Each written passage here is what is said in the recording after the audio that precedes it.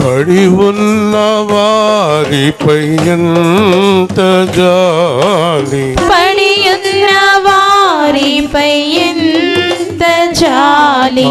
ఆరాధన ఆరాధన ఆరాధన ఆరాధన. ఒంటరిగానే పిలిచావు నువ్వు, ఒంటరిగానే పిలిచావు నువ్వు. అనేక జనముగా చేసావు తండ్రి, అనేక జనములు చేసావు తండ్రి. ఆరాధన స్తుతి ఆరాధన, ఆరాధన స్తుతి ఆరాధన. నా పిల్లలను ముట్టిన వారు, నా పిల్లలను ముట్టిన వారు, నా కనుగుడ్డును ముట్టిన వారని, నా కనుగుడ్డును ముట్టిన వారని.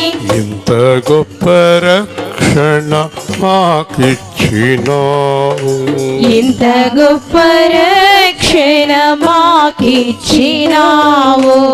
ఎంత జాలి ఎంత కరుణ, ఎంత జాలి ఎంత కరుణ. ఎన్నిసార్లు క్షమించినావు నన్ను, ఎన్నిసార్లు క్షమించినావు నన్ను. నా పాపమును పరిహరించినావు, నా పాపమును పరిహరించినావు. ఎంత జాలి ఎంత కరుణ, ఎంత జాలి ఎంత కరుణ. ఆరాధన ఆరాధన ఆరాధన ఆరాధన. నీ నామమును పలుకుటకైనా, నీ నామమును పలుకుటకైనా, నీ వాక్యమును ధ్యానించుటకు, నీ వాక్యమును ధ్యానించుటకు. అర్హత లేని మమ్ము నీవు, అర్హత లేని నన్ను నీవు అభిషేకించావు పరిశుద్ధాత్మతో, అభిషేకించావు పరిశుద్ధాత్మతో. అభిషేకించావు పరిశుద్ధాత్మతో, అభిషేకించావు పరిశుద్ధాత్మతో. ఆరాధన ఆరాధన ఆరాధన ఆరాధన. మీకు ఎలాంటి రోగం ఉన్న తల మీద చేసుకోండి, తీసేస్తాడు. అది ఎంత భయంకరమైన అనారోగ్యమైనా సరే మీ కుడి చేయ శిరస్సు పైన వేసుకోండి. ప్రభువా, స్వస్థపరచు దేవా, ఎంత గొప్ప దేవుడు ఓ ప్రభువా. తలపైన హస్తం వేసుకున్న వారి హస్తం పైన నీ హస్తం ఉంచమని ప్రార్థిస్తున్నాను. లైవ్లో చూస్తున్న వారిని కానీ, ఇంటి దగ్గర వింటున్న వారిని కానీ, వాట్సాప్లో చూస్తున్న వారు కానీ, ఏ సమయంలో అయినప్పటికీ ఈ ప్రార్థనలో పాల్గొన్న వారిని యేసుక్రీస్తు అత్యంత శ్రేష్టమైన నామం ఎటువంటి వ్యాధి ఉన్నా, ఏ దురాత్మలున్నా, ఎంతకార శక్తులున్నా, ఏ చీకటి దెయ్యపాత్మలున్నా, యేసు ఇచ్చిన అభిషేక అధికారముతో ఆ రోగములను, ఆ దెయ్యములను శాశ్వతముగా వదిలి పొమ్మని ఆదేశిస్తున్నా. వెంటనే వారందరికీ స్వస్థత కలుగునుగాక. ఆమేన్. కూర్చుందాం. దేవుడు ఏ సమయంలో మనం స్వస్థపరుస్తాడో తెలియదు మనకి, కాబట్టి మనం సిద్ధంగా ఉండాలి. ఏ టైంలో దేవుడు ఏ కార్యం చేస్తాడో ఎవ్వరికీ తెలియదు, నాకు తెలియదు. ఏమండి, శనివారం నాడు సువార్తకు రండి, ఆ రోజు స్వస్థత జరుగుతుంది అని నాకు తెలియదు. అందుకే మీరు సువార్త మానకూడదు, ఆదివారం ఆరాధన మానకూడదు, ఉపవాస ప్రార్థనలు మానకూడదు. మీరు ఎక్కడైనా పని చేసుకునేవారైతే తప్పదనుకోండి, కానీ అనారోగ్యంతో ఉన్నా ఈ బాధ లేదు. మీరు ఒక్కసారి జ్ఞాపకం చేసుకోండి, మన సంఘంలో 21 సంవత్సరాలుగా సువార్త టైంలో ఎప్పుడైనా ఎవరికైనా అనారోగ్యం వచ్చిందా చెప్పండి? ఎవరికి లేదు. దేవుని స్తోత్రం. ఎప్పుడైనా వర్షంతో సువార్త ఆగిందా? ఆగలేదు కదా. నిన్న ఆవిడ అంటుంది వర్షం రాదు. కాబట్టి మీరు ఇంకా సందేహంలో ఉన్నారా దేవుడు మనతో ఉన్నారని? ఇందాక మేము తణుకులో ఇద్దరం బండి మీద వెళ్తున్నాం. కోర్టు దగ్గర బండి ఆగిపోయింది నాది. వెనకాల బస్సు వచ్చి ఈవిడ దగ్గరగా ఆగాడు. ఈవిడ అంటుంది బస్సు వచ్చింది అంట. వెనక్కి చూసాను, ఆగాడు. ఆ పక్కన ఉన్నవారు పక్కకి వెళ్ళండి సార్, మేము వెళ్ళేదాకా బస్సు ఆగి ఉండవలసిందే. దేవుని స్తోత్రం. ఎవరు ఆజ్ఞది? మనల్ని ఎవరికి ఏ హాని చేయనోడు, ఏది ఎంత మాత్రము హాని జరగదు. మనం దేవుడు పనిలో ఉన్నాం, ప్రభు పనిలో ఉన్నాం.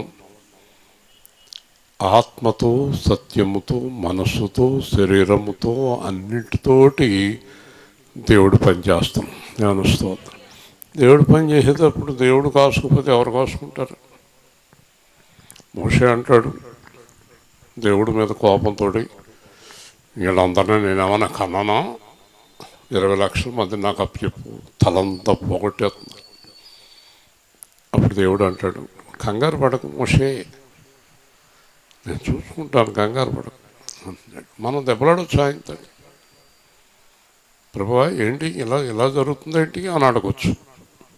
అడిగే అధికారం ఎవరికి ఉంది? ఆయన కొరకు జీవించే వారికి మాత్రమే. దేవుని స్తోత్రం. ఆయన కొరకు నువ్వు జీవిస్తుంటే ఏదైనా అడగచ్చు. నా కూతురికి ఎంత, నా కొడుకు ఎందుకు, నాకు ఎందుకు వెళ్ళదు, నాకు ఎందుకు జరిగిందని అంటే అప్పుడు అడగచ్చు. దెబ్బలాడితే సమాధానం చెప్తాడు. నీ కోపం చల్లారిపోయాక మాట్లాడతాడు, నెమ్మదిగా మాట్లాడతాడు కదా. మంచి దేవుడు. ఆయన్ని పోగొట్టుకోకండి, ఇంత గొప్ప భాగ్యాన్ని పోగొట్టుకోకండి. పనికిమాలిన వాటిపైన లక్ష్యం ఉంచకండి. మత్తయి సువార్త 15వ అధ్యాయం 21వ వచనం. మత్తయి సువార్త 15వ అధ్యాయం 21వ వచనం శ్రద్ధగా విందాం. మత్తయి 15:21.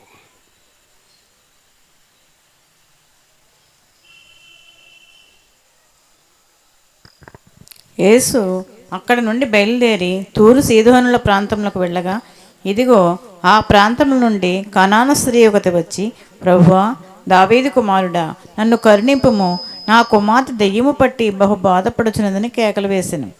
అందుకు ఆయన ఆమెతో ఒక్క మాట అయినను చెప్పలేదు. అప్పుడు ఆయన శిష్యులు వచ్చి, ఈమె మన వెంబడి వచ్చి కేకలు వేయుచున్నది కనుక ఈమెను పంపివేయమని ఆయన్ని వేడుకొనగా, ఆయన, ఇశ్రాయేలు ఇంటి వారే నశించిన గొర్రెలెద్దకే గాని మరి ఎవరి యొద్దకు నేను పంపబడలేదనను. అయినను ఆమె వచ్చి ఆయనకు మొక్కి, ప్రభువా, నాకు సహాయం చేయమని అడిగాను.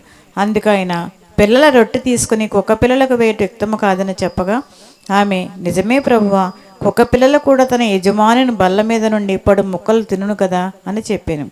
అందుకు యేసు, అమ్మా, నీ విశ్వాసము గొప్పది, నీవు కోరినట్లే నీకు అవునుగాక అని ఆమెతో చెప్పాను. ఆ గడియలోనే ఆమె కుమార్తె స్వస్థత నొందింది. మీరు యేసు ప్రభువుని అర్థం చేసుకోవాలి. యేసు ప్రభువుని అర్థం చేసుకోకుండా యేసు ప్రభు కార్యాలు జరగవు కదా. అలాగే నన్ను అర్థం చేసుకోవాలి మీరు. నా దగ్గరకు వచ్చిన ఆవిడ అంటది, శుక్రవారం నాడు ప్రార్థనకి మరి మరి రావట్లేదండి అంటది. అమ్మా అన్న, మా ఆడపడుచు కూతురికి కార్యక్రమం ఉందండి, అక్కడికి వెళ్తున్నాను అంటది. అప్పుడు మీ ఆడపడుచు కూతురు అంత ముఖ్యమమ్మా అని అడుగుతాను. అవునండి ముఖ్యమేనండి అంటది. సరే వెళ్ళమ్మా అంటాను. ఇప్పుడు ఆవిడకి నేను అర్థమయ్యానా, అర్థం అవ్వలేదా? అస్సలు అర్థం అవ్వలేదు. నా ఉద్దేశం ఏంటంటే నువ్వు వెళ్ళవద్దు అని. దేవుని స్తోత్రం. అలాగే దేవుడి ఉద్దేశం కూడా చాలా కష్టం తెలుసుకోవటం. మాట్లాడేసేదంతా ఇశ్రాయేల్ గారి ఉద్దేశం అనుకుంటారు మీరు. మేము మాట్లాడిందంతా ఆయన వినేశాడు అనుకుంటారు. చాలా తప్పు. ఉద్దేశాలు అర్థం చేసుకోవటం చాలా ముఖ్యం. దేవుడిని గ్రహించాలి మనం. దేవుడికి ఏది ఇష్టం ఉండదో అది మనం మానేయాలి. చాలా సందర్భాల్లో నేను చేసేది దేవుడికి ఇష్టం లేదన్న విషయం నాకు చాలా సంవత్సరాలు తెలియదు. బాగానే ఉంది కదా, మంచిదే కదా అనుకున్నాను అంతే. నేను తర్వాత అర్థమైంది, అయ్యి బాబు ఇంత అమ్మో దేవుడితో చాలా జాగ్రత్తగా ఉండాలని నాకు అర్థమైంది. అర్థం అయ్యేటప్పటికి చాలా వయసు అయిపోయింది. కాబట్టి మీరు ఎంత ధన్యులు అంటే, ఒక అనుభవం కలిగిన సేవకుడు చెప్తున్నాడు మీకు, ఆయనకి ఇష్టం లేని పనులు మానేయండి, మీకు ఎంత ఇష్టమైనా సరే. ఎలాగైనా మా ఇంటి వారిని సంతోషపెడతానికి కొన్ని కార్యాలు చెయ్యాలనుకుంటే చెయ్యమ్మా అంటాడు, కానీ నీకు అర్థమయ్యి మానేయాలి. దేవుని స్తోత్రం. ఇది దేవుడి ఉద్దేశం. దేవుడు అన్యజనుల్లాగా మనం కార్యక్రమాలు చేయడానికి ఇష్టపడే దేవుడు కాదు ఆయన. బైబిల్లో చాలా స్పష్టంగా చెప్పాడు, ఇశ్రాయేలు అన్యజనులు సంతోషించినట్లు నువ్వు సంతోషించవద్దు. దేవుని స్తోత్రం. సరే చేయాలంటే చెయ్యి. సరే చెయ్యాలంటే చెయ్యి అంటే అర్థం ఏంటి? శివ గారిని అడుగుదాం. చెయ్యాలంటే చెయ్యి అంటే అర్థం ఏంటి? ఏమయ్యా సతీష్, వద్దని కాదు, నువ్వు చేయాలంటే చేసుకో, నేనైతే అక్కడ ఉండనని అర్థం. దేవుని స్తోత్రం. చాలా కార్యక్రమాల్లో దేవుడు ఉండడం, వీళ్ళే చేసేసుకుంటారు. ఎందుకంటే వీళ్ళకి చెయ్యాలని మహాపిచ్చ. సరే మనం ఏం చేస్తాం, సరే పిచ్చ ఏదో వదిలించుకోండి కొంత. కాబట్టి అన్యజనులు చేసే కార్యక్రమాలు యేసుక్రీస్తుకి ఇష్టము ఉండవు. దేవుని స్తోత్రం. ఇది సత్యం. సరే ఇప్పుడు మీకు మాట చెప్తాను. బిలాం ఉన్నాడు. బిలాంతో ఏమన్నాడు దేవుడు? ఇశ్రాయేలు ఆశీర్వదింపబడిన వారు నువ్వు వెళ్ళొద్దన్నాడు. వెళ్ళొద్దన్నాడా? చెప్పాలి. వెళ్ళొద్దన్నాడా? మళ్ళీ వెళ్ళమంటావు అని అడుగుతాడేంటి? అడగొచ్చా?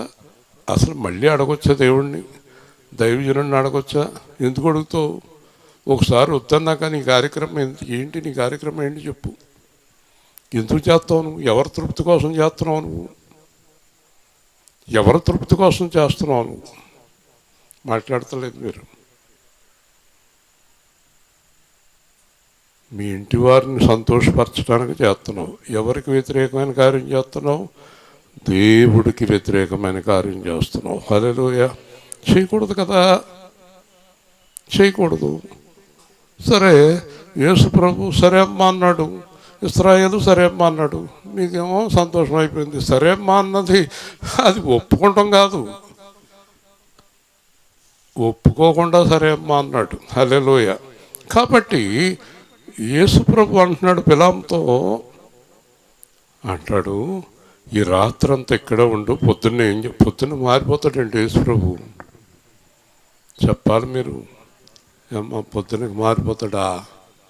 పొద్దునకి కాదు కదా, సృష్టి ఉన్నంతకాలం మారడు ఆయన. హల్లెలూయా. ఆయన మాట మారదు. ఆయన ఎప్పుడు ఒకే రీతిగా ఉంటాడు. నీకు అదొక ఆనందం. నీ ఆనందం పాడు చేయటం ఎందుకు అనుకుంటాడు అంతే. ఆ ముఖంలో ఉండే ఆనందం వర్ణనాతీతం. కాబట్టి ఒక మాట అన్నాడు, ఆ మాట మీరు అందరూ గుర్తుపెట్టుకోండి. బిలాముతోటి దేవుడు అన్నాడు, నీవు వెళ్ళదలుచుకుంటే వెళ్ళుము. చెప్పండి అంటే అటు పెట్టాడా? నీకు అన్నిటికీ తలకైపుతుంది తప్ప ఇది రాదు నీకు, అటు పెట్టాడా? పెట్టలేదు. నువ్వు వెళ్ళాలనుకుంటే వెళ్ళు. చెప్పండి, అందరూ చెప్పాలి, మీకు అందరికీ తెలియాలి. నువ్వు వెళ్ళాలనుకుంటే వెళ్ళు, నాకైతే వద్దు అని కదా అర్థం. ఎలవనాడు దేవుడు, ఎలవనాడు సేవకులు చేయమన్నా. ఇదేం ఆనందం అండి బాబు. చేయమనలేదు, వెళ్ళమనలేదు, చెయ్యొద్దన్నాడు. ఎందుకంటే నువ్వు ఎప్పుడో నిర్ణయం చేసావు చేయటానికి. దేవుడిని అడగలేదు, సేవకుని అడగలేదు, నువ్వు నిర్ణయం తీసుకున్నావు. నీ ఇంట్లో వాళ్ళు మీరు కలిసి నిర్ణయం తీసుకున్నారు. మీరు నిర్ణయం తీసుకున్నప్పుడు దేవుడిని ఎందుకు అడగటం, దైవజనులను ఎందుకు అడగటం, వాళ్ళని ఎందుకు అవమానించటం? మీరు నిర్ణయం మీది. మీరు నిర్ణయం తీసుకునేటప్పుడు ఎవరిని అడగాలి? దేవుడిని అడగాలి, దైవజనులను అడగాలి. నిర్ణయం తీసుకుని వస్తారు నా దగ్గరికి. మీరు నిర్ణయం తీసేసుకుని వస్తారు మీరు నా దగ్గరికి. మీరు చేస్తున్నది ఎంత తప్పు అంటే భయంకరమైన పాపం. దేవుని స్తోత్రం. మీ ఇష్టం ఏంటి? మీ ఇష్టం ఏంటి? మీ చుట్టాలు ఇష్టం ఏంటి? మీరు ఎవరు పిల్లలు? మీరు ఎవరు పిల్లలు? మీరు యేసుక్రీస్తు రక్తము చేత కొనబడిన పిల్లలు మీరు. దేవుని స్తోత్రం. అందుకే యేసుక్రీస్తు అంటే దేవుడికి ఎందుకు ఇష్టమో తెలుసా? యేసుక్రీస్తు దేవుడికి ఇష్టం లేని పని చెయ్యడు. మీ చేత కూడా మధ్యాహ్నం ప్రార్థన చేయించాను. మీరు దేవుడికి ఇష్టం లేని పని అంటారు, మళ్ళీ ఏదో దుకాణం పట్టుకొస్తారు. దేవుడికి ఇష్టం లేని పని చేయొద్దు. దానివల్ల నష్టం ఎవరికి?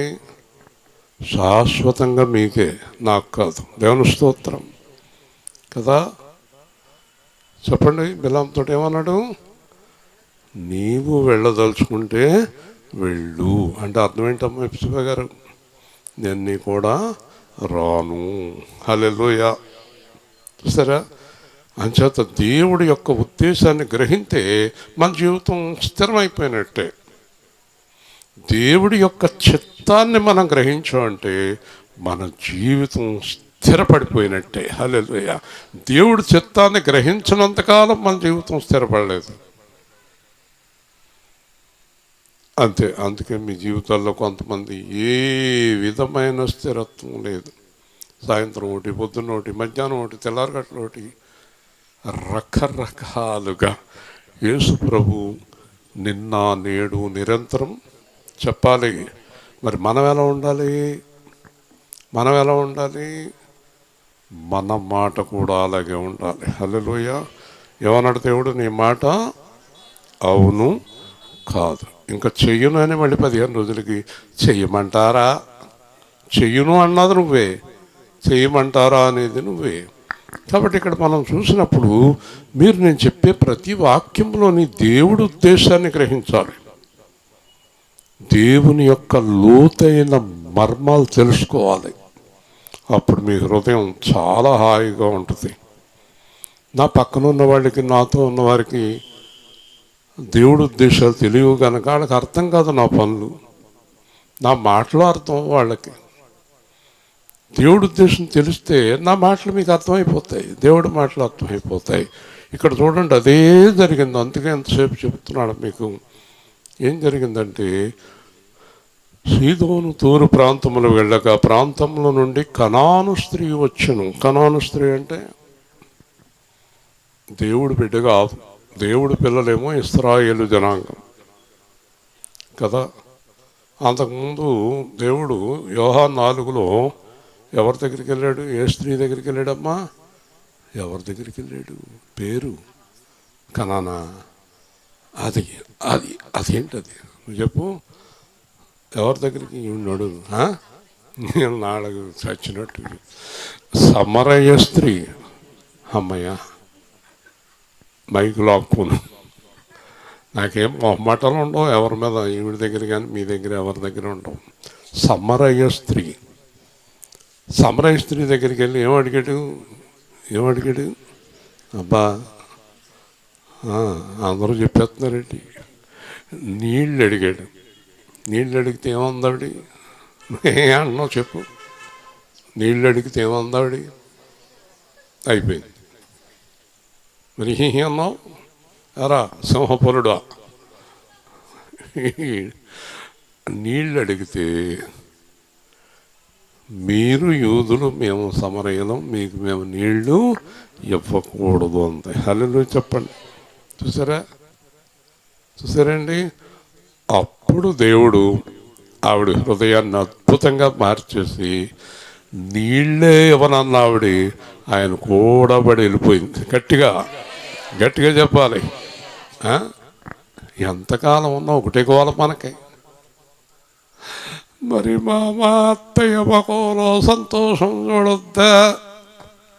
మా మామయ్య మొఖంలో సంతోషం చూడొద్దా?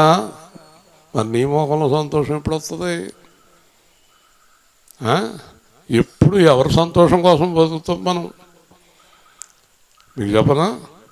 దేవుణ్ణి సంతోషపరిస్తే నీ హృదయంలో అలవి కాని ఆనందం కలుగుతుంది. హల్లెలూయా. పొద్దున్నే నేను తెల్లవారుజామున ఎంత సంతోషం ఉంటాను తెలుసా?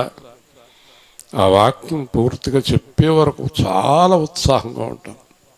దేవుడి పని చేయాలంటే ఉత్సాహం ఉండాలి, నిరుత్సాహం కాదు. దేవుడి పనికి పరిగెత్తాలి. అర్థమైందా? మనము దేవుణ్ణి ఇష్టపడాలి, దేవుడు చెప్పింది చేయాలి. అప్పుడు మన కుటుంబం సకల సౌభాగ్యాలతోటి ఉంటుంది. హల్లెలూయా. అసలు ఏ లోటు కలగదు దేవుణ్ణి సంతోషపరిస్తే. దేవుణ్ణి సంతోషపరిస్తే కలిగే ఆనందం మనుషులను సంతోషపరిస్తే కలగదు. మనుషులు మీ దగ్గరికి ఏదైనా ఫంక్షన్ పెడితే 11ంటికి వస్తారు, 2 గంటలకు పోతారు. కొంతమంది నవ్వుతారు, కొంతమంది ముఖం అదో రకంగా పెట్టుకుంటారు, కొంతమంది ఏమో దీన్ని ఎందుకు కేకేసావు అంటారు, కొంతమంది ఏమో దాన్ని ఎందుకు కేకేలేదు అంటారు. అందరినీ కేకెత్తే మీరేమో గుండు కొట్టించుకోవాలి కదా. కాబట్టి ఇవన్నీ కుదరవు, సంతోషం ఉండదు. మొక్కనందుకు కొక్కలేదు అంటుంది. అక్క వస్తుందా? మరి మా వదులు ఎందుకు కేకలేదు? ఇలాగ అక్కల వదులను కేకేసుకుంటూ పోతే 2000 మంది అవుతారు. మొత్తం 10 సంవత్సరాలు తీర్చాలి అప్పు. సరే, మొత్తం మీద నేను చెప్పదలుచుకున్నది ఏంటంటే, దేవుణ్ణి సంతోషపెడితే నీ హృదయంలో అలవి కాని ఆనందం. హల్లెలూయా. ఇప్పుడు మీరు ఎంత ఖర్చు పెట్టారు, ఏదన్నా పెట్టారు అనుకోండి, ఆ సంతోషం కంటే తెల్లవారుజామున మోకరించి స్తుతించి ప్రార్థన చేస్తే ఒక అరగంట, అబ్బా దేవుడికి ఎంత సంతోషం కలుగుతుంది. హల్లెలూయా. దానికి అనేక ఖర్చు ఎంత మహిమ, ఖర్చు ఎంత పావడలేదు. అది చేయరు, పనికి మాలిని అన్నీ చేస్తారు కదా. ఇప్పటికైనా దేవుణ్ణి సంతోష పెట్టండి. హల్లెలూయా. దేవుణ్ణి సంతోష పెడితే మనకేం కలుగుతుంది? అలవి కాని హృదయానందం కలుగుతుంది. హల్లెలూయా. అర్థమైందా? ఇక్కడ చూడండి, కనాను స్త్రీ వచ్చి, ప్రభువా దావీదు కుమారుడా నన్ను కరుణింపుము, నా కుమార్తె దెయ్యం పట్టి బాధపడుచున్నది. గట్టిగానే చెప్పింది, చాలా గట్టిగా చెప్పింది. ప్రభువా దావీదు కుమారుడా కరుణించు, కుమార్తె దెయ్యం పట్టి బహు బాధపడుచున్నది అన్నది. జాగ్రత్తగా వినండి. అందుకు ఆయన ఆమెతో ఒక్క మాట అయినను చెప్పలేదు కదా. వ్యభిచార స్త్రీని పట్టుకున్నప్పుడు కూడా ఏమీ మాట్లాడలేదు. మాట్లాడడు. అందరూ 2 చేతులు ఎత్తి. దేవుడు తొందరపడి మాట్లాడడు. మనలాగా మాట్లాడడు. కానీ మాట్లాడాడంటే కొండలు పర్వతాలు అన్నీ బద్దలైపోతాయి. హల్లెలూయా. ఆయన మాట్లాడు మనలాగా. ఏం కావాలమ్మా? ఆయన మనలాగా మాట్లాడు. మాట్లాడితే జరిగిపోద్ది అంతే. వ్యర్థముగా మాట్లాడటం ఇది మీరు గ్రహించాలి. నేను మీకు చెప్పాను, ఇప్పుడు కూడా వాళ్ళు వింటారు. పెరవల దగ్గర ఒక చర్చిని సీజ్ చేశారు. అందరూ కలిపి ఆర్డీఓ దగ్గరికి అందరి దగ్గరికి తిరిగారు. మళ్ళీ దాంట్లో ఒక ఫోటో పెట్టారు, కార్యం అయిపోయిందని. నేను మీతో చెప్పాను, ఆ కార్యం ఎలా జరుగుతుందని చెప్పాను, అలాగే జరిగింది. కార్యం అయిపోయింది, యెహోవాకు విజయం, యేసుక్రీస్తుకి విజయం అని పెట్టారు. ఈ కార్యం ఎలా జరిగింది తెలుసా మీకు? నేనేం చెప్పానో అది జరిగింది.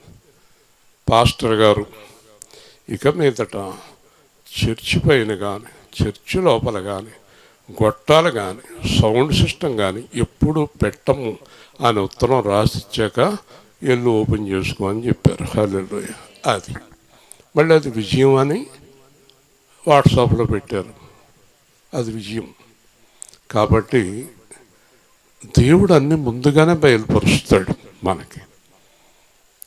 ఆ శబ్దాలు దానివల్ల ప్రయోజనం ఏమి ఉండదండి. ఎవరు వినరండి.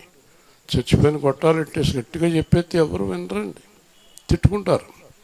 ఇక్కడ కూడా మనం 10-11 దాకా అయితే మాట్లాడుకుంటా పాడుకుంటా కూర్చుంటే మళ్ళీ ఇంకెప్పుడు చేయనివ్వరు. ఈ నరసావతి అన్నవాడు వద్దులేమ్మా మీకు దండం అంటది. కాబట్టి ప్రతిదీ కూడా మనం పాటించాలి, మనుషులను కాదు. ఇప్పుడు చూడండి, అప్పుడు ఆయన శిష్యులు వచ్చి ఆయన కనపడతలేదా? ఈమె మన వెంబడి వచ్చి కేకలు వేస్తున్నది కనుక ఈమెను పంపివేయమని వేడుకొన్నది. అదొకటే తెలుసాడకి. ఏం చెప్తున్నారు? పంపేయండి, నీకెందుక గొడవ? పంపుతాడో ఉండెత్తాడో నీకెందుకు? నీ పనికి మనం సలహాలు ఎవరికి కావాలి? అందుకే యేసు ప్రభు పిల్లలకి నిరీక్షణ కావాలి. హల్లెలూయా. ఎంతకాలం అమ్మా? ఎంతకాలమైనా సరే హల్లెలూయా అలాగే ఎదురు చూడాలి. ఎంతకాలం చూడాలి చెప్పాలి. బైబిల్లో ఎంతకాలం అని లేదు.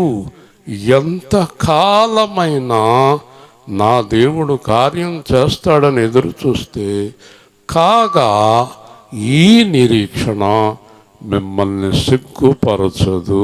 హల్లెలూయా. ఒకరోజు దేవుడు ఏం చేస్తాడు? నువ్వు ఊహించని సమయంలో, నువ్వు అనుకొనని గడియలో ఇదిగోనమ్మా నీ కార్యం అంటాడు. హల్లెలూయా. సరే, ఎంత మంచి దేవుడు. కాబట్టి ఏం కలిగి ఉండాలి? ఇంకేం చేస్తాడులేండి, ఇంకేం మారుతాడులేండి, ఇంకేమవుద్దులేండి అని యేసు ప్రభు పిల్లలు అనకూడదు. హల్లెలూయా. ఏమన్నమ్మాలి?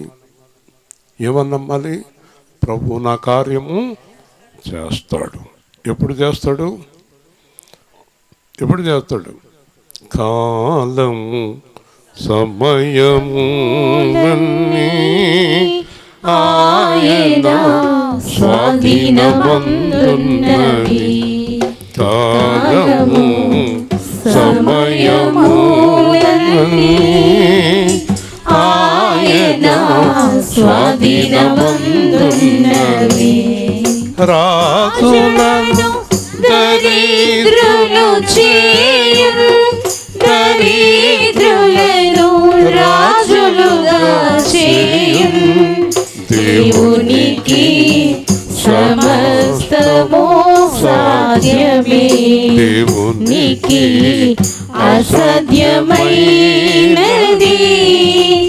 ఏదియు లేనిలో.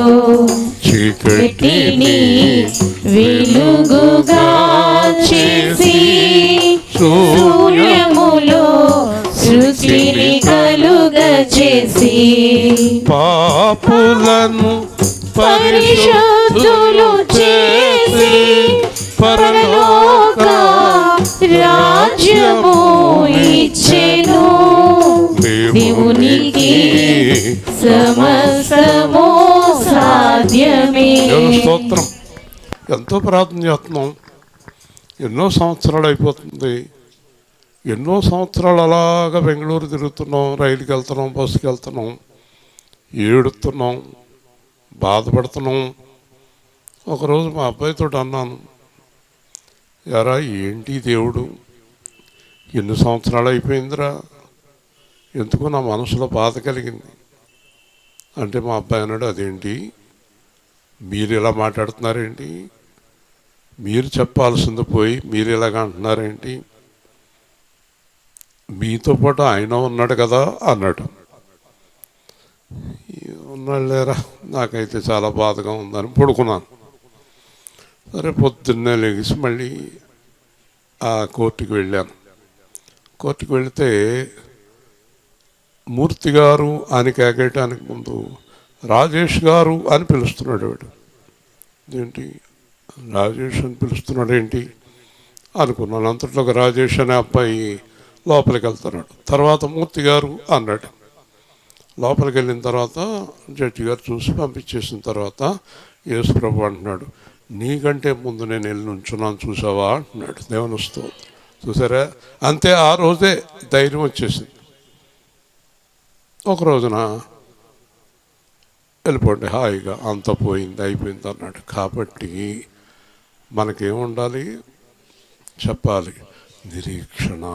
ఈరోజే అయిపోవాలి, ఈరోజే నేను అనుకున్నది అయిపోవాలి. అది ఎలాగ అయిపోద్ది? అసలు నిన్న వర్షం అవుతుందని మనం ఊహించమా? హిజ్కియా గురించి చెప్తుంటే రయ్యమని కొట్టేశాడు. కాబట్టి మనకేం తెలియదు అని ఫస్ట్ తెలుసుకోవాలి. కాబట్టి శిష్యులు చూడండి, వెళ్ళిపోమ్మా వెళ్ళిపో, కేకలేక ఇక్కడ తప్పు కదూ, ఆ మాట చెప్పొచ్చా?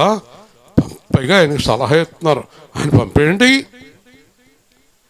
ఆయన పంపేయండి, కేకలేస్తుంది, పని అన్న చేయాలి లేకపోతే పంపేయాలి, తిప్పుకుంటారు ఎందుకు అన్నట్టుగా ఉన్నాయి వాళ్ళ మాటలు. వాళ్ళకేం తెలుసు ఆయన గురించి?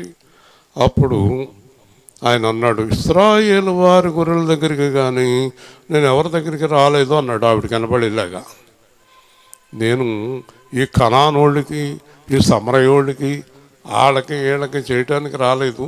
దేవుడు అన్నాడు, నా జనుడైన ఇశ్రాయేలు జనాంగం దగ్గరికి వెళ్ళమన్నాడు, నన్ను వీళ్ళకి చేయటానికి నేను రాలేదు అన్నాడు. వినబడేలాగా ఆవిడకి వినబడేలాగా అన్నాడు. చూసారా, యేసు ప్రభు మాట మనకేమీ అర్థం కాదు, ఎప్పటికీ అర్థం కాదు మనకి. కాబట్టి ఆవిడ వెళ్ళిపోవాలి. సరేనండి ప్రభు నేను వెళ్ళొస్తాను అనాలి. మనకు అది ఒకటి వచ్చు, అంతేనా? వెళ్ళొస్తామండి, ఇంకా మీరు మరి మాట్లాడతలేదు కదా. నేను మాట్లాడకపోతే వెళ్ళిపోతావా? వెళ్ళకూడదు. సాధకుడు అని ఉంటుంది బైబిల్లో. సాధకుడు అంటే ఎవరో తెలుసా? పని సాధించే వరకు వెళ్ళరు. దేవుని స్తోత్రం. అర్థమైందా? పని సాధించేదాకా వదలకూడదు. సాధకురాలు. సరే, ఈవిడేం చేసింది? అయినను అని రాశాడు చూడండి.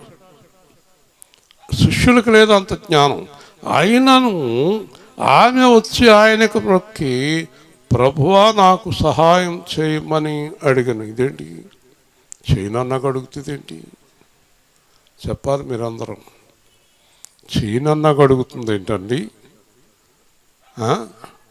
మనందరికీ కొంచెం రోషం పౌరుషం ఎక్కువ, అంతేనా? నేను చేయను, అయితే వెళ్తాను. ఎక్కడికి వెళ్ళిపోతావు. దేవుడి దగ్గర రోషాలు పౌరుషాలు ఎందుకు? దైవజనుల దగ్గర ఎందుకు? కాబట్టి నేను చెయ్యను అన్నట్టుగా చెప్పాడు. ఆవిడ మీరు చెయ్యాలి, జాగ్రత్తగా వినాలి. చూసారా, ఈ కాడి నుంచి మీరు ఎలా పట్టుకోవాలి దేవుడిని? చేయనన్నా కూడా యేసు కృపలాగా పట్టుకోవాలి. సువార్త అనేటప్పుడు గబుక్కు నుంచి ఉంటుంది. ఏమంటే 4 ఉన్నాయంటది. అందరూ అలా ఉండాలి. మీరు సువార్త కొరకు ఉత్సాహంగా ఉండాలి. దేవుడు కార్యం చేస్తాడు. వచ్చేటప్పుడు కూడా ప్రార్థన చేసిన ఇంటికాడ, ఆ అమ్మాయి పాపం ఎంత ఏర్పాటు చేస్తుంది, మీరు సహాయం చేయండి. అప్పుడు ఆయన ఒక భయంకరమైన మాట అన్నాడు, పిల్లల రొట్టె తీసుకుని కుక్క పిల్లలకు వేయటం యుక్తం కాదమ్మా నేను ఇస్రాయేల్ గురించి వచ్చాను, ఆడకిచ్చే రొట్లు కుక్కలకి ఇస్తానా అంటే కుక్క అన్నట్టుగా ఉంది అక్కడ. అప్పుడు ఏమనాలి? వెంటనే నేను కుక్కనా అనాలి. అనేసి ఏం చేయాలి? వెళ్ళిపోవాలి. అంతేనా? మనమైతే ఏం చేస్తాం? కుక్క అంటాడా, కుక్క అంటాడా? చెప్పండి.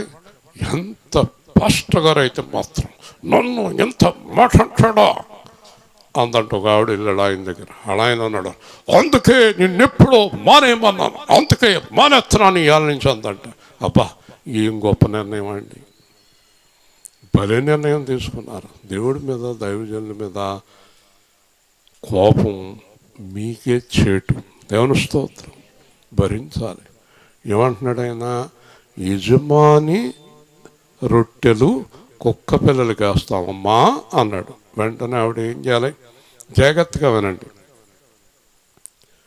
ఇక్కడ 3 విషయాలు చెప్పి ముగిస్తాను. మొదటిది, ఆవిడ వచ్చింది, కేకలేసింది. మొదటిది వినలేదు. 2, శిష్యులు వెళ్ళి అడిగారు, వినలేదు. 3, నీ గురించి రాలేదన్నాడు. 4, కుక్క పిల్లలకి అయిన అన్నాడు. ఏంటి ఇన్ని రకాలుగా చెప్పాక మహిమ ఏం చేయాలి? మనం ఏం చేయాలి? మొయ్యేరు వెళ్ళిపోవాలంతే. నడండి పిల్లలు ఇద్దరు అన్నాడు. ఇద్దరిని వేసుకుని బండి మీద వెళ్ళిపోవాలి. అమ్మగారు నవ్వుతుంది. వెళ్ళిపోవాలవుద్దా? నీకు అసలు కోపం ఉండదు, చాలా మంచోడు నువ్వు, తలకై తెగ తిప్పుతున్నావు. ఏదన్నా అంటే తాళాలు అక్కడ ఇచ్చేసి వెళ్ళిపోతావు ప్రతి చోటని. ఆ కోపం ఎందుకే నీకు? వెళ్ళకూడదు అంటున్నాడు చూడు. మరి ఎక్కడ పడితే అక్కడి నుంచి ఎందుకు వెళ్ళిపోతావు నువ్వు? ఆ కోపం ఎందుకు మనకి? ఎంత ఓర్పు ఉంటే అన్ని అద్భుత కార్యాలు జరుగుతాయి. హల్లెలూయా కదా. ఓర్పు చాలా ఇష్టం అండి దేవుడికి. ఎవరికి? మనకేమీ లేదు. ఎన్నండి. మొదటిది చూడండి, ప్రభువా అంది, పట్టించుకోలేదు. 2, వాళ్ళ శిష్యులు వచ్చారు, పట్టించుకోలేదు. 3, నేను నీ గురించి రాలేదన్నాడు. 4, కుక్క పిల్లలకి అయినా అన్నాడు. ఏం చేయాలి? కాలేపు వెళ్ళిపోవద్దా? ఏంటి నువ్వేనేంటి ఇక్కడ దేవుడివి, ఇంకో దేవుడు ఉన్నాడు మొఖాన్ని వెళ్ళిపోవాలి. నీ సంఘమేనేంటి, ఇంకా 3 సంఘాలు ఉన్నాయని చెప్పాలి. అవునే కదా? చెప్పాలి. మీకు అందరికి అర్థమయ్యేటట్టు మాట్లాడుతున్నాడు దేవుడు. మాట్లాడుతున్నాడా? మాట్లాడుతున్నాడంట. ఇన్ని రకాలుగా కాదన్నాడు దేవుడు. అందుకే యాకోబు దేవుడిని గట్టిగా పట్టుకుంటే ఒక్క దెబ్బ కొట్టాడు. ఇరిగిపోయిందండి కాలు. ఏమి ఇరిగిపోయిందమ్మా? యాకోబు కాలు ఇరిగిపోతే కుంటికాలతోటి గట్టిగా పట్టుకుని ఏడ్చేస్తున్నాడు. దేవుడికి ఎంత చాలేసేసిందో. ఇదేంటి కాలు ఇరిగిపోతే బాబోయ్ కాలు ఇరిగిపోయిందంట మానేసి ఆ కాలు కూడా పట్టించుకోకుండా నన్ను గట్టిగా పట్టేసుకున్నాడు అని చెప్పి, ఇక నుంచి నీ పేరు ఇశ్రాయేలు అన్నాడు. హల్లెలూయా. దేవుడికి ఎవరంటే ఇష్టం? కాళ్ళు ఇరిగిపోయినా, కళ్ళు పోయినా, చేతులు పోయినా, ఏది పోయినా, ఏమైపోయినా వదలకూడదు ఆయన పాదాలు. దేవుని స్తోత్రం. హల్లెలూయా. వదలకూడదండి. మీకు ఇదే చెప్తున్నాను, తొందరపడకండి. ఎన్నో సంవత్సరాలు అయిపోయింది ఇంకా జరగలేదు అనకండి. ఆయన పాదాలు వదిలిపెట్టకండి. ఒక రోజున ఊహించని విధంగా నీ కార్యం చేస్తాడు. హల్లెలూయా. ఈరోజు నేర్చుకోండి. వెళ్ళిపోయింది ఆవిడ, ఆనంద్ గారు వెళ్ళిపోయిందా? చెప్పాలి. వెళ్ళిపోయిందా?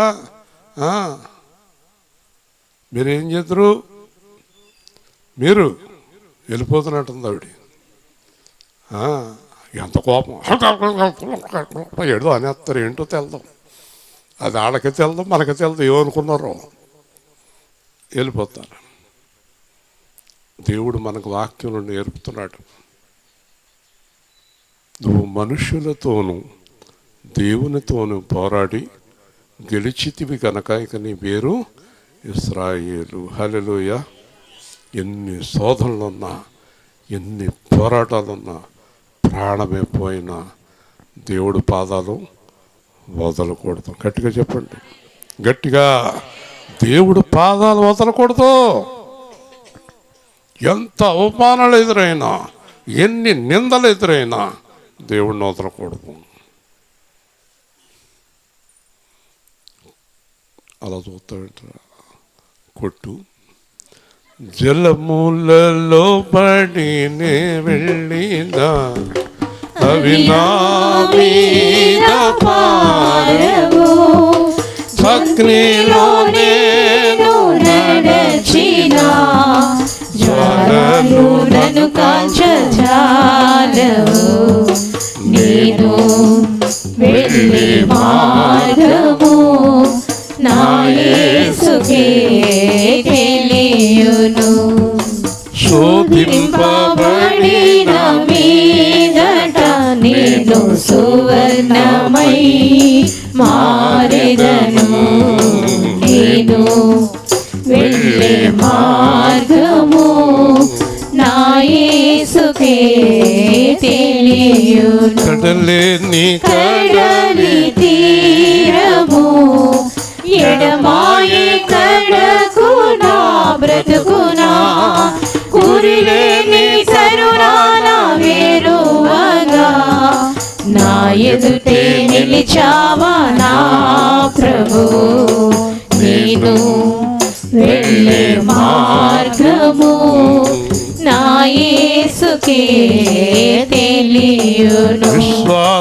నావ సాగుచు పయనించే సమయాన నా ప్రభు, సాతాను సుడిగాలి రేపగా నా ఎదుటే నిలిచావా నా ప్రభు. నేను వెళ్ళే మార్గము నా యేసుకే తెలియును. ఓ పిల్లవాడు తండ్రిని చంపడానికి నిర్ణయించుకున్నాడు. పెద్దాడు అయ్యాడు, కాలేజీకి వెళ్తున్నాడు. ఏది అడిగినా ఎత్తలేదు వాళ్ళ నాన్న.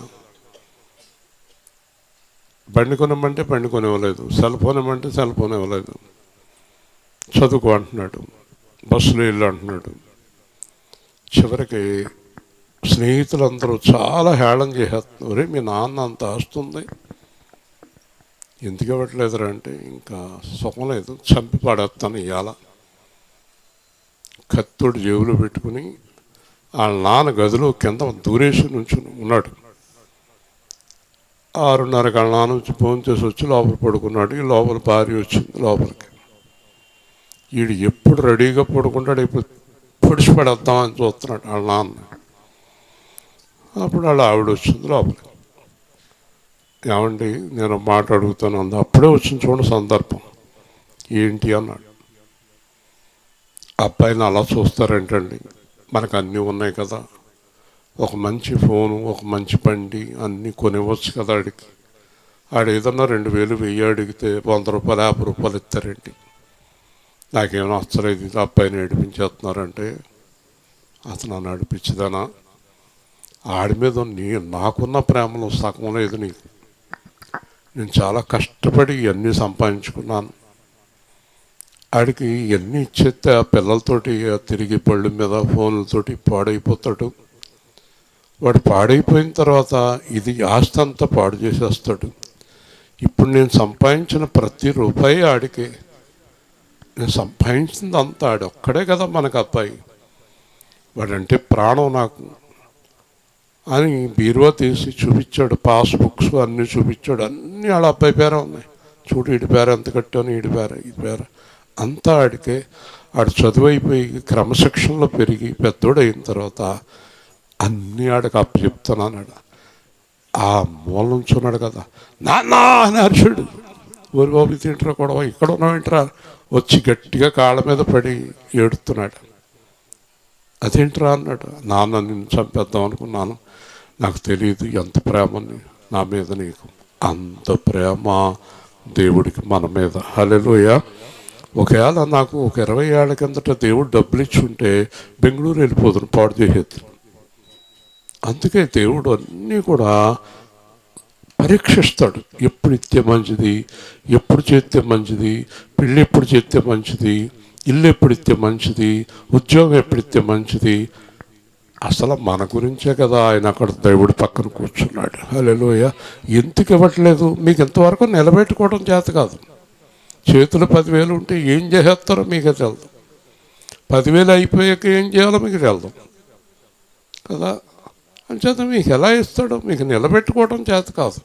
నిలబెట్టుకోవటం చేత కాని వాళ్ళకి దేవుడు ఏది ఇవ్వడు. ఒకవేళ ఈ కనాను స్త్రీ వచ్చేసి, అయ్యా మా అమ్మాయికి దెయ్యం పట్టిందంటే, రమ్మా నీ దెయ్యం తొలగిపోవను కాక అంటే, ఎట్టి పరిస్థితుల్లోని దేవుడి విలువ ఆవిడికి ఎంత మాత్రమూ అర్థం కాదు. గట్టిగా దేవుని స్తోత్రం. హల్లెలూయా. ఇప్పుడు అర్థమైందా దేవుడు ఎందుకు ఆలస్యం చేస్తున్నాడో మీకు విలువ తెలాలి. ఇప్పటికీ కూడా మీరు కష్టపడి రాత్రి పగలు రెక్కల కష్టం చేసుకుని మీరు ఇంకా డబ్బులు ఖర్చు పెట్టే పనిలో ఉన్నారు. అలా ఖర్చు పెట్టకూడదు. మీరు అలా చేయకూడదు. ఏదోనంటే సంతోషం, అదేంటి సంతోషం ఏంటి? చేయకూడదు. ₹1 కూడా మీరు వ్యర్థంగా ఖర్చు పెట్టకూడదు. పిల్లలు ఉన్నారు, భార్య ఉంది, కుటుంబం ఉంది.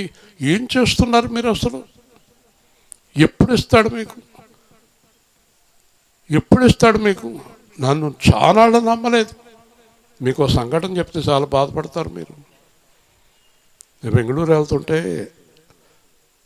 మా అత్తగారు అంది, అబ్బాయి మాధవరావుకి ఒక 10,000 ఇవ్వాలి, పొద్దున్నే కనిపించమ్మా పట్టుకెళ్ళి కానీ అంది. మరి ఈ లోపల మాధవరావు వీళ్ళు ఏం మాట్లాడుకున్నారేంటో, పొద్దున్న వెళ్ళి అత్తయ్య 10,000 ఇస్తానని, లేవమ్మా తర్వాత ఇస్తానులే అంది. ఏదో జరిగింది. ఇప్పుడు నేను అనుకున్నాను, నన్ను నమ్మలేదు 10,000కి అనుకున్నాను.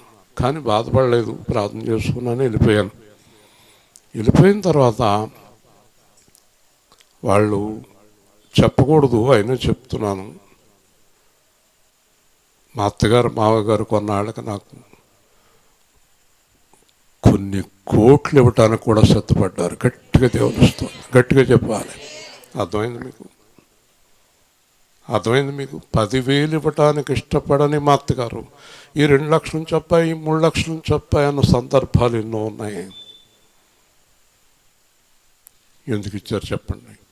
అప్పుడు ఎందుకు ఇవ్వలేదు చెప్పాలి. మాట్లాడరండి. అప్పుడు ఎందుకు ఇవ్వలేదు, తర్వాత ఎందుకు ఇచ్చారు? నమ్మకం కుదిరింది. గట్టిగా గట్టిగా చెప్పాలి. ఇప్పుడు మన మీద ఎవరికి నమ్మకం కుదిరేకెత్తాడు? మనకి. మీరు ఇలాగ పనికిమాలని అన్నీ చేస్తుంటే మీ మీద దేవుడికి నమ్మకం ఎలా కుదురుతుంది? ఇవ్వడు. మీరు దేవుడిచ్చిన ప్రతి రూపాయి వ్యర్థం చేయకుండా ఖర్చు పెడితేనే ₹1 కలుపుతాడు మీకు. దేవుని స్తోత్రం. లేకపోతే అక్కడితో ఆపేస్తాడు ఆశీర్వాదం. అర్థమైంది మీకు? అబ్రహాంకి ఎంత వస్తుంది? అబ్రహాంకి ఎంత వస్తుందయ్యా సతీష్? అమ్మ ఏంటి ఏదో గిల్లుకుంటున్నావు ఏంటి? అబ్రహాంకి ఎంత వస్తుంది?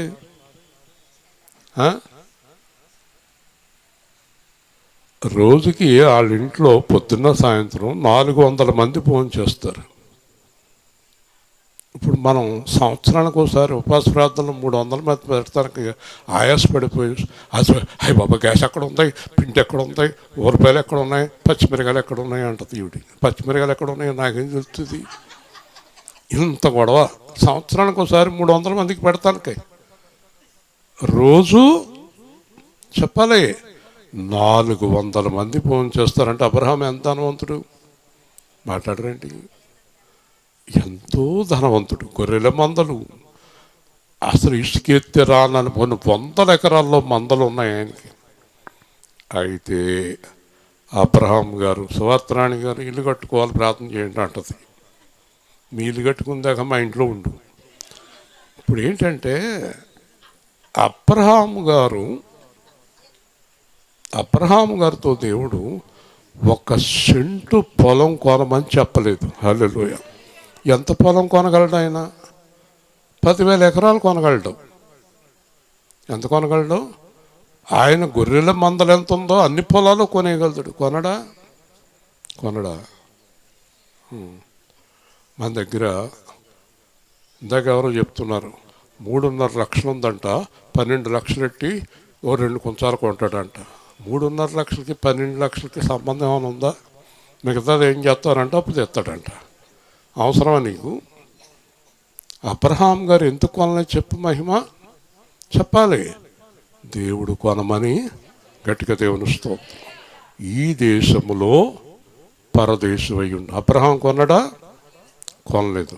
చెప్పండి ఎస్తేర్ గారు. అబ్రహాం కొనలేదు. ఇస్సాకు కొనడా? అవుతుందేంటి? ఇస్సాకు కొనడా? మాట్లాడేంటి? కొనడా? తెలుసా తెలీదమ్మా వాక్యం నీకు? ఇస్సాకు కొనడా? ఇశ్రాయేలు కొనడా? యోసేపు కొనడా? దేవుని స్తోత్రం చెప్పండి. రైట్, అక్కడికి అది వదిలేద్దాం. పౌలు కొనడా? పేతురు కొనడా? మాట్లాడరేంటి మీరు? అమ్మో, మీ దగ్గర బోల్డ్ డబ్బు ఉంది. మా మరియమ్మ గారి దగ్గరే ఎప్పుడు 2-3 లక్షలు ఉంటుంది ఆవిడ. చెప్పండి. దేవుడు కొనమనేదాకా కొనలేదు. హల్లెలూయా చెప్పండి. మన దగ్గర డబ్బు ఉన్నా చెప్పండి, దేవుడు కొనమనాలి. అసలు కొనమనలేదంటే మళ్ళీ అప్పు చూసుకోవటం ఏంటండి? డబ్బులు ఉంటేనే కొనొద్దంటే మళ్ళీ అప్పులు ఎందుకు చేస్తున్నారు? ఈరోజు గ్రహించండి. మీరు రోజు చెప్తున్నాను, దేవుడి చిత్తాన్ని గ్రహించండి. హల్లెలూయా. అది మీకు ఆశీర్వాదకరం. మీ ఇష్టం వచ్చినట్టు వెళ్ళిపోకండి. ఎవరో చెప్పారు వాళ్ళ బోర్డు సలహాలు, పనికి మళ్ళీ సలహాలు వాళ్ళు చెప్పారు. నీ బతుకంతా ఇంకొకళ్ళు చెప్పే సలహా మీద బతుకుతావు నువ్వు. దేవుడు వాక్యం మీద బ్రతుకు. దేవుని ఆత్మ ఆలోచన నీలో రప్పించుకో. ఎవరినో సంతోషపెడతానికి పనికి మాలిన పనులు చేయకు. ఒకవేళ దేవుడు చెప్తే చెయ్యి. నీతో దేవుడే చెప్పాడు చెయ్యి. దేవుడే చెప్పాడండి, ఎస్ గో హెడ్. అప్పుడు నీకు కరువు ఉండదు. నడిపిస్తాడు. 4 రకాలుగా పొమ్మన్నాడు. అప్పుడు అంటాం చూడండి, మీరు ఇలా ఉండాలి.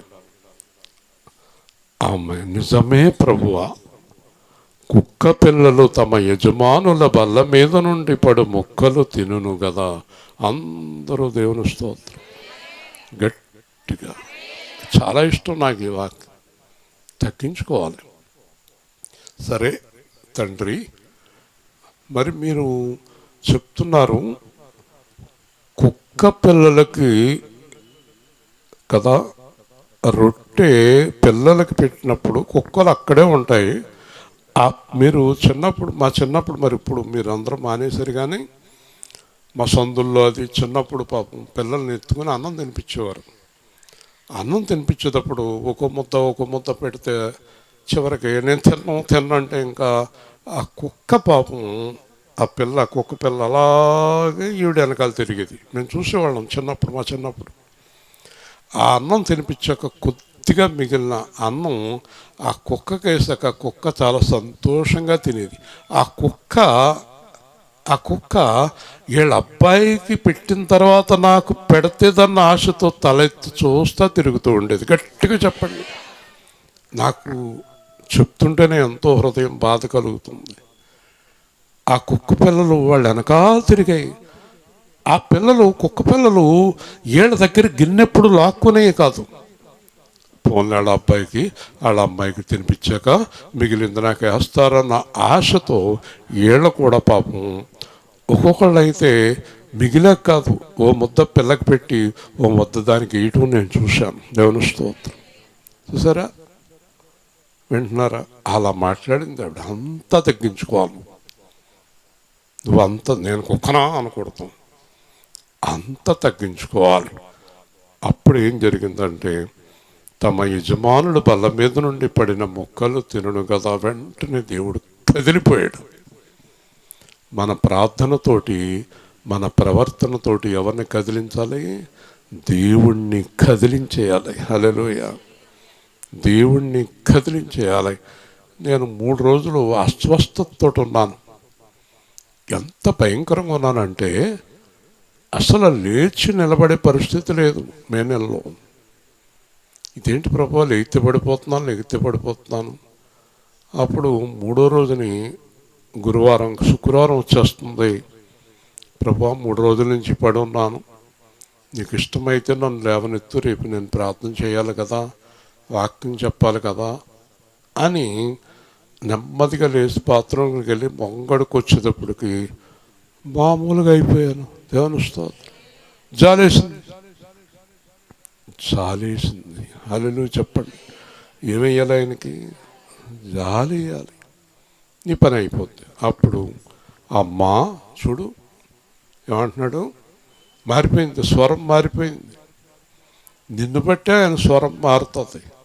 అమ్మా నీ విశ్వాసము గొప్పది, ఎన్ని రకాలుగా చెప్పినా నీవు నన్ను వదిలిపెట్టలేదు. హల్లెలూయా. నీ విశ్వాసం చాలా గొప్పది, నీవు కోరినట్టే నీకు అవును కాక. హల్లెలూయా. ఒక్క మాట చాలండి బాబు. మరి ఆ మాట అంత గొప్పన అనేస్తాడా? ఆ మాట అనే వరకు మనం ఆయన పాదాలు చెప్పాలి, వదలకూడదు. మీకు అందరికీ ఓర్పు తక్కువ, కంగారు ఎక్కువ. ఎంత కంగారు అంటే బియ్యం కుక్కర్లో పెట్టి ఉడికిందో లేదో 4 సార్లు లోపలికి వెళ్తారు. 15 నిమిషాలు ఆగితే అదే ఉడుకుతుంది కదా. ఎంత కంగారు అంటే అందుకే 7 వారాల వాళ్ళు వచ్చారు మన కంగారుని బట్టి. 7 వారములలో నీ కార్యము జరుగును అంటాడు. ఆడిది జరగదు, నీది జరగదు. 7 వారాలు ఎందుకు దేవుడికి? ఎంతసేపట్లో జరిగింది చూడండి. నీవు కోరినట్టే నీకు అగునుగాక. అక్కడ ఏముంది? ఆ గడియలోనే ఆ కుమార్తె స్వస్థత పొందిన. గట్టిగా 7 వారాలు పట్టిందా? 7 గంటలు పట్టిందా? 7 నిమిషాలు పట్టిందా? 7 క్షణాలు కూడా పట్టలేదు. హల్లెలూయా. కానీ దానికి ముందు ఎంత టైం పట్టింది? చాలా టైం పట్టింది. అందుకే ఈరోజుకైనా మీరు అర్థం చేసుకుని మీ ఇష్టం వచ్చినట్టు కార్యక్రమాలు చేయటం మానేసి నా జేబులో ఉన్నాయి కదా అని తీసేసి, నా జేబులో ఉన్నది నాది కాదు. ఇంకా గ్రహించలేదు మీలో చాలామంది. మీ జేబులో ఉన్నది కానీ, నా జేబులో ఉన్నది కానీ, మీ ఇంట్లో ఉన్నది కానీ, నా ఇంట్లో ఉన్నది కానీ, మీ బ్యాంకులో ఉన్నది కానీ, నా బ్యాంకులో ఉన్నది కానీ ఏది మనది కాదు, అంతా ఆయనదే. హల్లెలూయా. మనమే ఆయన వారం. కాబట్టి 1 రూపాయి ఖర్చు పెట్టాలన్నా ఎవరిని అడగాలి? వ్యర్థమైన పనులు ఎవరి సంతోషం కోసమో, నీ సంతోషం కోసమో చేయొద్దు. అవన్నీ తాత్కాలిక సంతోషాలు. స్థిరమైన సంతోషం పొందుకోవటానికి స్థిరమైన కార్యాలు దేవుడి కొరకు చెయ్యి. పరీక్ష అంతా అయిపోయిన తర్వాత స్వస్థత వచ్చేసింది ఆడ అమ్మాయికి. మొత్తం మీద ఆవిడ పేరేంటి? కార్యసాధకురాలు. చెప్పండి. దేవుడి దగ్గర నుంచి ఎలాగెళ్ళింది? కార్యాన్ని సాధించుకుని వెళ్ళింది. మీరు కూడా అలాగే సాధించుకోండి. ప్రేమ గల తండ్రి, దేవాధిపతి అయిన ప్రభువా, నీ ఘనమైన నామాన్ని బట్టి స్తోత్రాలు. ఈ రాత్రి కాలమందు మీరు ఇచ్చిన వాక్య భాగాన్ని బట్టి స్తోత్రాలు. మేము కూడా అంత ఓర్పు కలిగి నీ కొరకు జీవిస్తూ నీతో కలిసి ఉండే కృప అనుగ్రహించమని నరసావతి గారు, వారి కుటుంబాన్ని, యేసుకృప కుటుంబాన్ని, సువార్తలో కష్టపడుతున్న ప్రతి బిడ్డను దీవించి క్షేమముగా నడిపించమని యేసుక్రీస్తు నామంలో ప్రార్థిస్తున్నాము తండ్రి. ఆమేన్. తెల్లరగట్ల మాట సెప్టెంబర్ 11, 12, 13 గురించి బలంగా ప్రార్థన చేయండి. అనేక మందిని లక్ష్యంలోకి నడిపించాలి. అనేక వాక్య